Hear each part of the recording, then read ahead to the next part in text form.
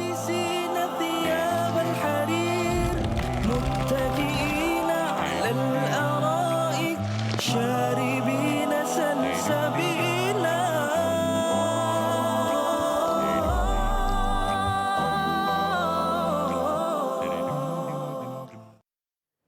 Masya Allah, Alhamdulillah, itu dia Malaysia hashtag Quran Hawa untuk 2023 kembali lagi. Masya Allah, ini antara acara yang tiap-tiap tahun kita nanti-nantikan kan, subhanallah. Hari kita nak tahu lebih lanjut lagi berkaitan dengan majlis ini ataupun program ini, dan bersama saya sekarang ini di studio, saya bawakan anda istimewa hari ini. Di sebelah saya adalah Ketua Pegawai Eksekutif Yayasan Warisan Ummah Ikhlas. Kita bersama dengan Puan Marhaini Yusof. Assalamualaikum. Waalaikumsalam warahmatullahi wabarakatuh. Apa khabar? Sihat, Alhamdulillah. Alhamdulillah, Masya Allah. Selalu ceria kan Puan Marhaini, Masya Allah. Dan di sebelah sana kita ada pengarah program Malaysia hashtag Quran Hour. Kita bersama dengan Cik Sarah Dali. Assalamualaikum.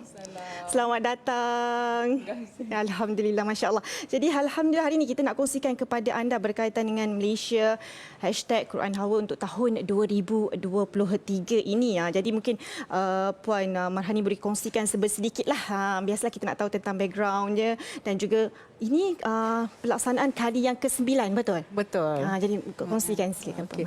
Alhamdulillah Dewi, sebenarnya tahun ini agak istimewa kerana tahun ini kita mula masuk ke 10 tahun kedua Malaysia Quran Hour dan juga Yayasan Warisan Ummah Ikhlas. Jadi dalam 10 tahun kedua ni fokus kami bukan lagi, kalau kita tengok dekat plakat ini kan, kalau sebelum ni dia ada sebuah permulaan, tapi kali ini satu kebangkitan. Jadi satu kebangkitan tu maknanya apa yang nak kita bawa dalam tahun ke-9 ini lebih lagi maknanya kita nak supaya Al-Quran bukan sahaja sebagai teori, tetapi Al-Quran mengubah mindset sehingga melahirkan projek-projek kebaikan ataupun projek-projek legacy. Itu harapan kita. Masya Allah, itu yang kita bawakan, tema kebangkitan. Betul. Kita nak membangkit semula bersama dengan Al-Quran kan, insya Allah. Jadi Cik Sarah mungkin boleh kongsikan juga apakah naratif yang dibawa dalam MQH ini untuk tahun ini.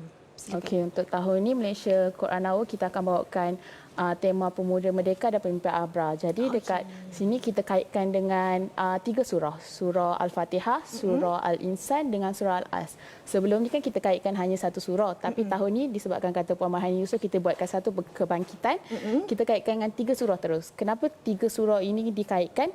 Sebab surah Al-Fatihah bercerita mengenai kemahiran, upskill. Kita kena upskill kemahiran kita. Macam kita dulu, contohlah kita solat dulu surah Al-Fatihah dengan surah Al-Ikhlas. Jadi bila kita makin besar, kita mestilah nak upskill surah yang kita akan bacakan masa solat. Jadi itulah kita nak adakan 7 kemahiran surah Al-Fatihah ini dekat seorang pemuda lah, seorang manusia tu. Jadi seterusnya kita ada 11 syiriah Al-Abrar. 11 syiriah Al-Abrar ni daripada surah Al-Insan. Surah Al-Abrar ni apa maksud dia? Adalah solusi pemuda berakhlak mulia. Kita nak ada kat sini kan, kita tengok Pemuda Merdeka Pemimpin Abrar. Jadi kita nak ada pemuda merdeka ini ada ciri-ciri Al-Abrar tersebut. Jadi seterusnya kita ada surah Al-As. Surah Al-As ni menceritakan tentang masa. Kenapa dia menceritakan tentang masa? Sebab sebenarnya kita sebagai seorang manusia ni, kita ada tujuan, kita ada projek masing-masing. Jadi kita nak cakap kat sini, projek surah Al-As ni kita kena ada sense of urgency untuk kita melakukan satu projek. Malaysia Quran Hour ni kita target orang muda lah. Jadi orang muda, projek bina legasi dia kita ambil kat sini, pemuda hari ini, pemimpin hari esok. Itu daripada pepatah Arab lah. Syubanul Yaum, Rijalul Ghaib. Masya Allah. Itu dia bermaksud pemuda hari ini, pemimpin hari esok. Masya Allah, itu memang yang kita perlukan, yang perlu kita ambil, kita ambil peduli sebenarnya tentang generasi pada hari ini. Itu yang akan menentukan generasi masa depan kan. Masya Allah, sangat hebat macam. Jadi mungkin Puan Marhaini juga boleh kongsikan kepada kami, kita dah ke-9. Mungkin apa agaknya kelainan yang kita bawakan untuk tahun ini? Tahun ini sebenarnya dalam 10 tahun pertama ni, bila kita fokus pada satu kebangkitan, kita fokus kepada anak muda dahulu. Kalau sebelum ni 10 tahun pertama kita fokus kepada publik secara keseluruhan, rakyat Malaysia secara keseluruhan, Islam lah. Tapi kali ini apa yang kita fokus adalah anak muda, tetapi tanpa meninggalkan orang tua. Itu pertama. Yang keduanya kita bawakan 3 surah secara serentak untuk kita tadabbur Quran bil Quran. Kita nak gali lebih lagi, kita nak menyelam lebih lagi sehingga lahir action, ya, yang jelas tindakan apa yang kita perlu lakukan. lakukan. Dan yang ketiga adalah kali ini, buat pertama kali sebenarnya kita membuka di Masjid Tuanku Mizan di lokasi perdana untuk seluruh rakyat Malaysia yang nak sama-sama membina Malaysia berakhlak mulia.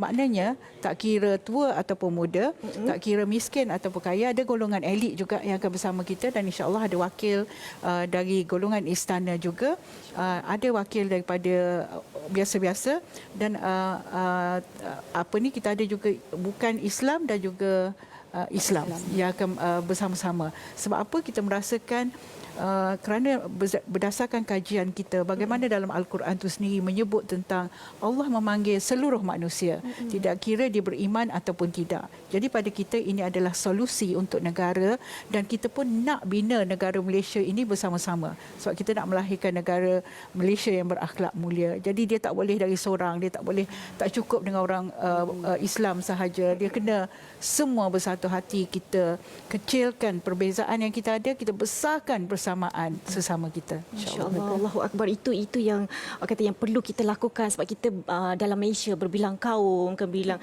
agama dan juga bangsa, kita jadi satukan dalam program Malaysia #Quran Hour insya-Allah untuk tahun 2023 ini terbuka. Bila bercakap mengenai terbuka kepada seluruh rakyat Malaysia. Jadi mungkin Cik Sarah boleh kongsikan kepada kami bagaimana agaknya orang ramai yang kita nak menghadiri, nak bersama-sama program ini. Okey, untuk Malaysia Quran Hour, saya menyeru untuk golongan muda, golongan tua dan semualah berbilang bangsa untuk kita datang ramai-ramai sama-sama ke Masjid Tuanku Mizan Putrajaya ataupun Masjid Besi.